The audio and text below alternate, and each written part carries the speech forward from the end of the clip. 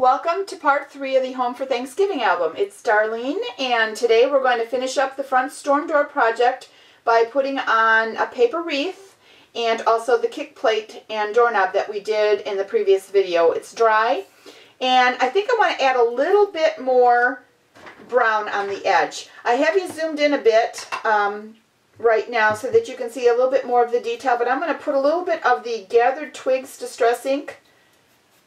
Not a whole lot, but just enough to kind of dull that down. I want to bring the eye in toward the center of this piece of chipboard. I don't want it to take over the front of the album. I want my wreath to be the center focal point. So I'll put a little bit of that on there, and then I'm also going to ink the edge of this.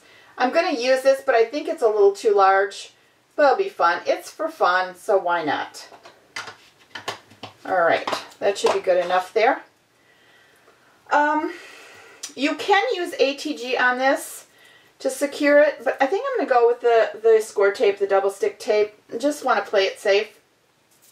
So I'm going to put a couple pieces of that on there, and then we'll stick it on the bottom of the front door.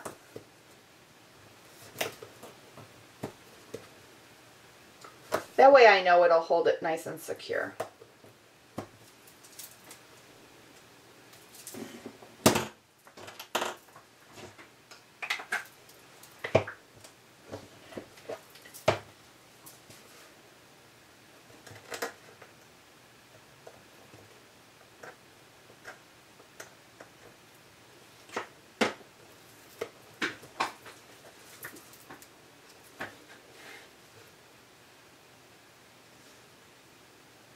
Just want to center it with a reasonable even border. Try not to get my head in the frame here, so let me pick this up. It'll probably be a little bit easier that way.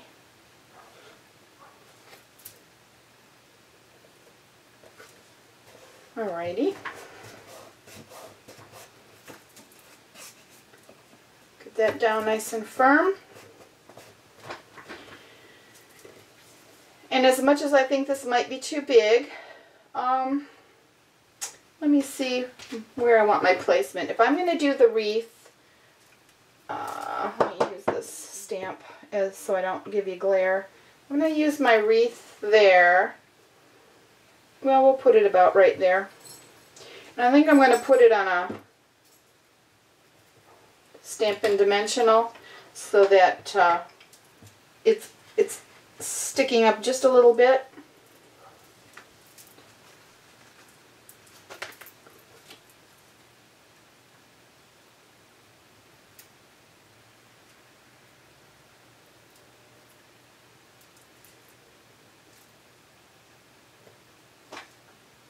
Okay, that'll hold nicely too. So I'm going to set this aside. Oh, and by the way, hopefully you can see without this being too glary how that gel pen dried in that pretty satin. So you can see there's a hanger there, or a faux hanger for the wreath there, but it's not jumping out at you screaming super shiny, and that's kind of the look that I wanted. So that worked out well for me. Alrighty, now I'm going to use the fall pattern on that Four Seasons Hostess set stamp that I showed you. And the first thing that I want to do, it's adhered onto a clear block. This is the Stampin' Up! Block E, if anybody's interested in that size. Try to give you information as I go on what I'm using, in case you have some of those supplies. I'm going to take a Stampin' Right marker in Old Olive, and I'm also going to take a piece of very vanilla cardstock. This is a Stampin' Up! Color. So just a little bit off-white. And I'm going to use the brush tip. There's two tips on these markers. One is a very fine point, and then one is a brush tip. And I want to pick out the leaves that are the larger of the leaves, and I'm just going to rub this marker over. I'm going to stamp a few of these a couple times, because I'm going to cut them out and use them. Hopefully I'm not going to go off the paper. I'm going to cut these out and use them a couple of times for adding into the wreath where I need to fill in some blank spots. So I just stamp a few. We'll let them dry, and I think I'm going to add a little bit of a glitter. Not too much, just a little bit to add some highlight on the wreath when it's done, but we'll see. It might not look the way I think it will. That's enough to start with. I'll let these dry for just a second. I'll clean this off, and then we'll come back and add the little bit of glitter. If I don't like it, then I'll just stamp some more off camera. But I want to clean this off because we're going to emboss.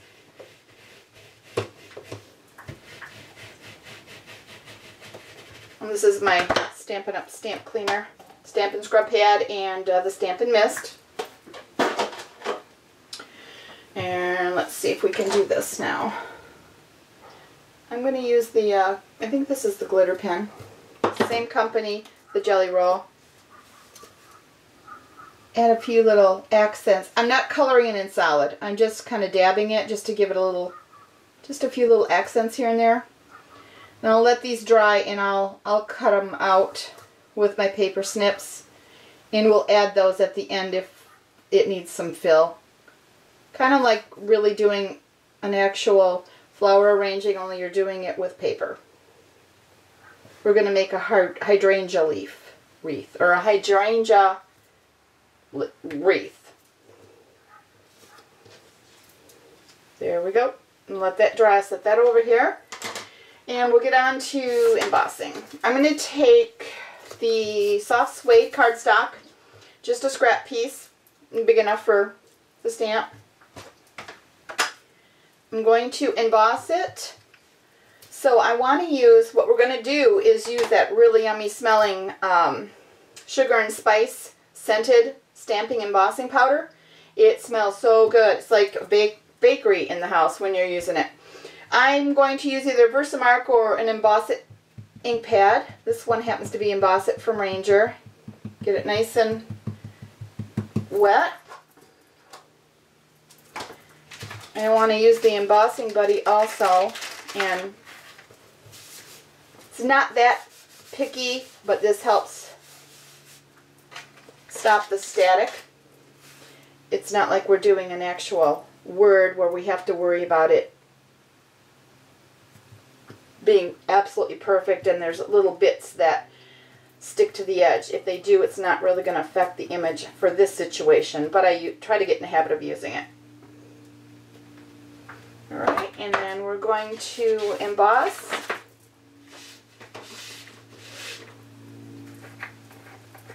Sprinkle it on.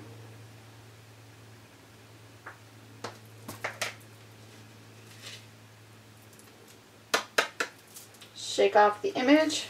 Get a little more on here.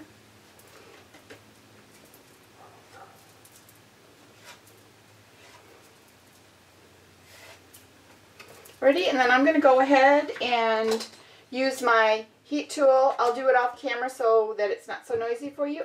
And I will be back in a few minutes with the image. I'll show you what I do next.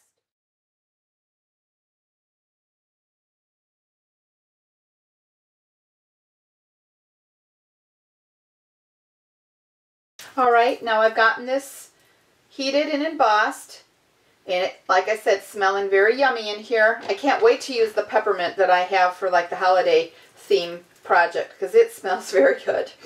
Alrighty, now I want to punch this out, and I'm going to use my Stampin' Up 2 3/8 circle punch.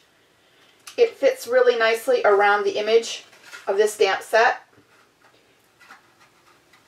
And I'm just going to center it .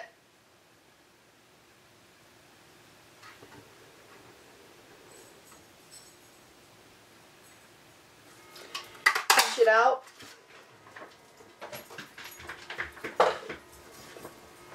This is going to be the back of, this is going to be the wreath base. I'm going to put my paper flowers on the front. This is going to be the back, and what my intentions are, hopefully it'll work out, is when I mount the the wreath on the front, when you turn it over, you'll have a little bit of something peering through, plus you'll get that nice homey smell when someone would come in the front door. So that's kind of my mindset for this project.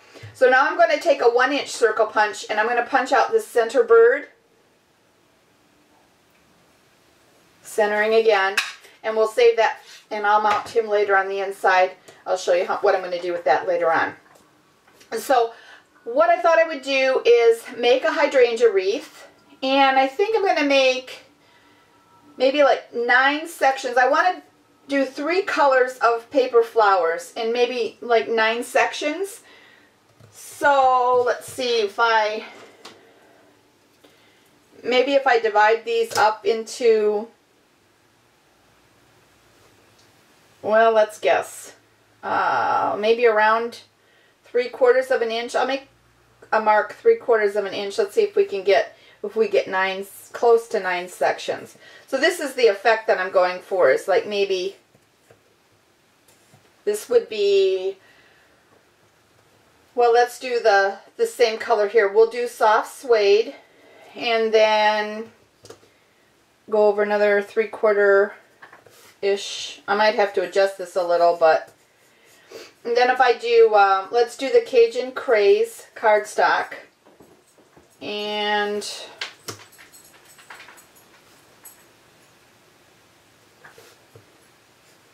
I think I'll stick with a light. We need to do a light also to balance it.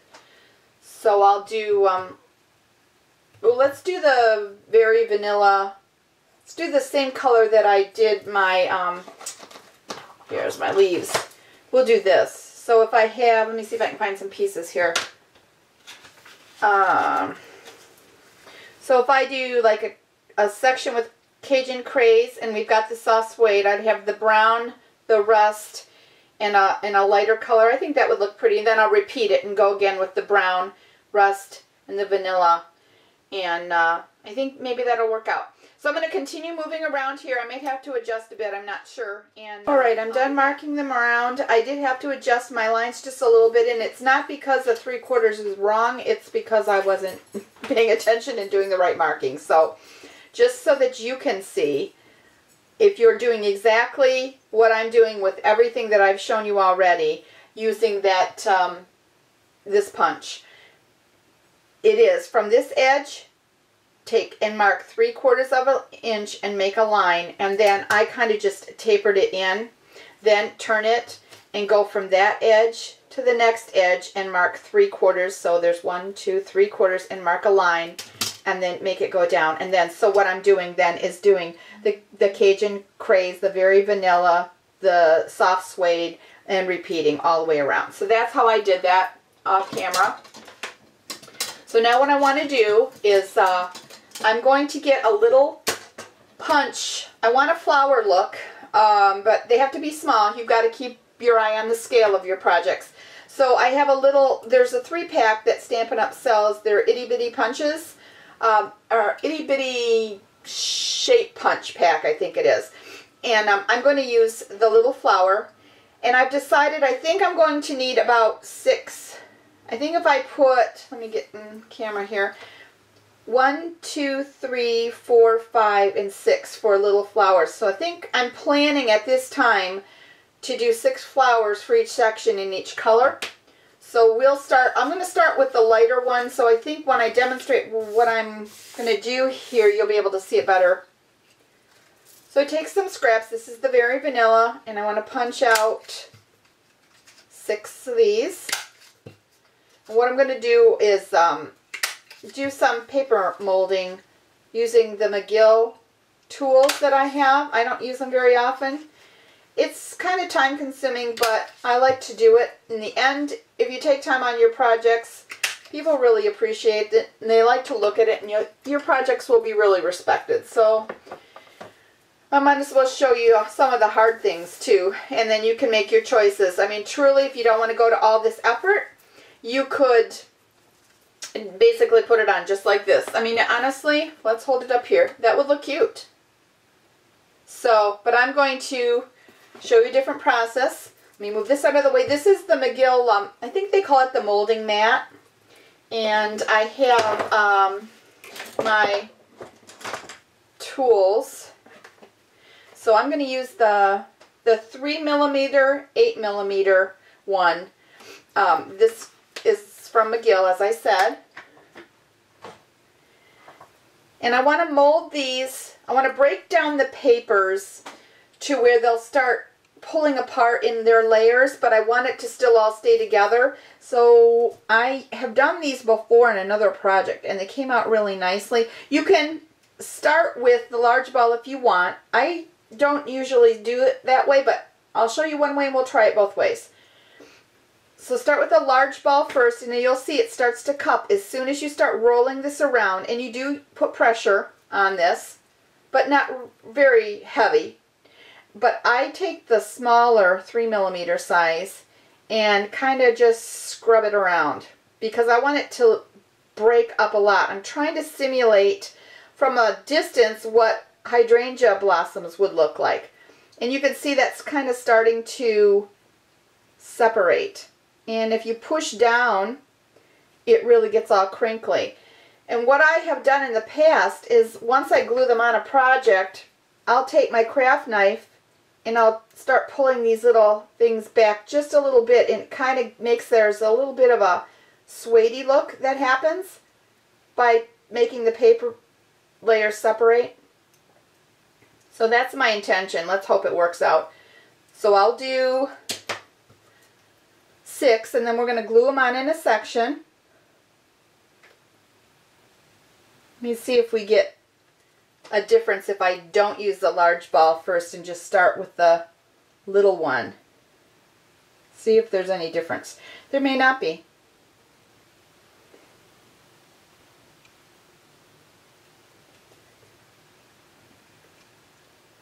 I don't really see that much of a difference.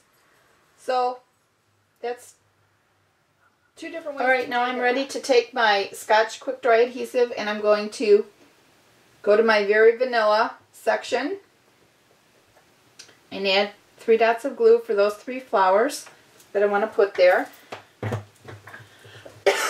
Excuse me.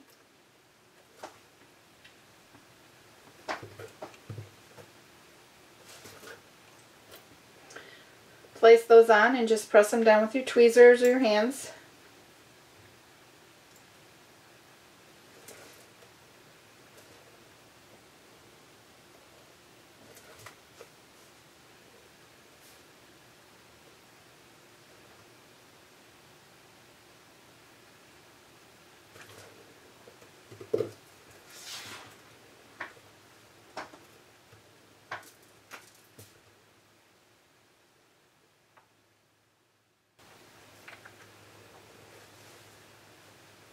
I'll let that dry for a minute, and I wanted to show you real quick. I'll just snip out one of these, the reason why I was making these, and I think they might work out really nicely. Just do a real gentle border around here and just cut out some leaves that you stamped earlier. I'm going to leave the stems on. They won't show, but it'll be a nice place where I should be able to glue. And I think what I'm going to do is maybe bend them down. You can mold them a little bit with your finger, and I think once this is dry, it would probably look pretty if I added like some leaves within around the edges or maybe down in here. So I'm going to continue on off camera. Actually, that's cute. I think we will do those. So I'm going to continue on off camera. I'm going to let these all dry, and I also want to show you how I had mentioned, hopefully these are dry enough to demonstrate right now for you. I'd let them dry a little bit longer, but just peel a little bit more of that paper off. There, that's the look that I want. You want them to look a little bit fuller than just flat, unless you don't like that look. If you like it just plain, go right ahead. But I'm going to go through my whole wreath and I'm going to fluff them up. Let this dry a little bit longer first and then fluff them up. So hopefully you can see how that's going to turn out. And I think it'll look pretty if we have a variety of color just alternating throughout. So I'm going to go on and finish up this wreath, and I will be back and show you the finished product. Alright, here's my finished wreath. I do like how it came out. It came out kind of dimensional the way I wanted. I did put a few more, I stamped a few more green leaves. I ran short and I did add those on. So I'm hoping that you can see the dimension on this. And the side, I also did a little bit of brown ink on the back because when this is being viewed from the other side, I didn't want it to be such a stark white color. The white looked, very vanilla I should call it, looked a little bit flat, and I remembered that sometimes white hydrangeas have a touch of pink. So I decided to grab the Primrose Petals. It's one of the new in colors that just came out this year. And I took a sponge dauber and I just very lightly dabbed on just the white to give it just a touch of pink showing, so it looked a little bit more realistic. So now what I'm going to do is put some dimensionals, because I think those will hold it. Even though I want it pretty tight on, I still think the dimensionals are foam. I could probably also use the double stick tape. I'll use the dimensionals. It'll be a little bit easier. And I think I'm going to place it about like this. So I'm going to put one here.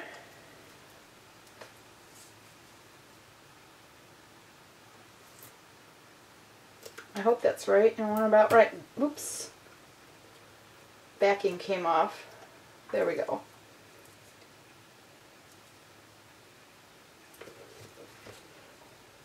That'll be good. Another quick tip, if you have Stampin' Dimensionals and you have no nails, I keep mine short. You can take what nail you do have and kind of do an X, and sometimes it helps peel the edge, like that, help peel the side up. That's usually how I have to do it, because I can never get them with any nail that I have. So we're going to place that here. Press it on.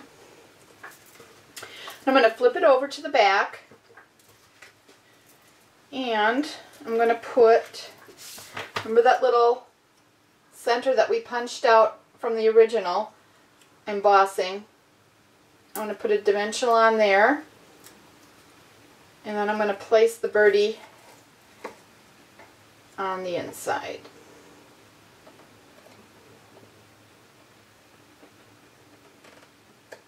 That way you get a little bit of that nice sugar and spice smell on both sides of the album. Alright, I've tied my bow, and I'll probably have to, I want the tails of the bow to go down, so we'll have to play with this in a minute. But I thought, sometimes people like to see how bows are made, and everybody has their own way of doing them. This is a 5/8 inch satin ribbon. And for a situation like that, I will make 2 loops. And then I just cross my right loop over the left loop and feed it through till it comes up, and then pull it through. And I don't like to pinch here at this point. I like to put my fingers through the middle and tighten it down as I go. And I continue to play with this. Bows are finicky. I'm not the best bow maker, but I will use my fingers and pull and twist and play back and forth with these bows until I get them the way I like them.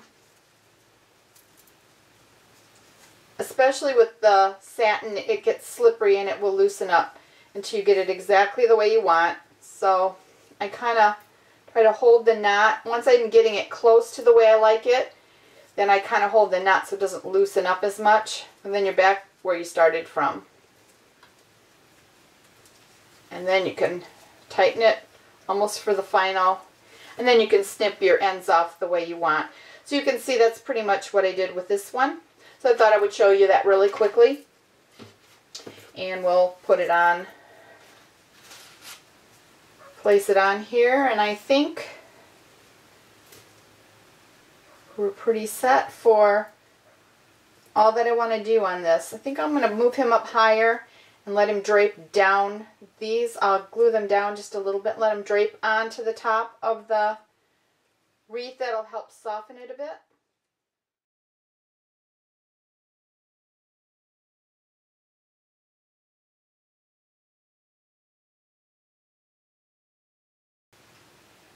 set it right there and hold it. Let it harden up, set up, and we will go on to part 4, where I'm going to start the front door. I think I will make the front door basically pretty plain. I am planning on putting the key. I'm going to use the key and the lock, and I'm also going to use the word home, and I want to somehow, I'm not quite sure yet how I want to do it, but I want to stamp the word welcome, and I want to put welcome home, and maybe have just one photo of what it would be like coming into my home for Thanksgiving dinner. And then on the inside of the album we'll have pictures of different family members, the table, the turkey, all those good things that we always remember as families or friends at the holidays. So that's my plan for part 4. And I think we're set for today. So thank you so much for stopping in, and please come back. Bye for now.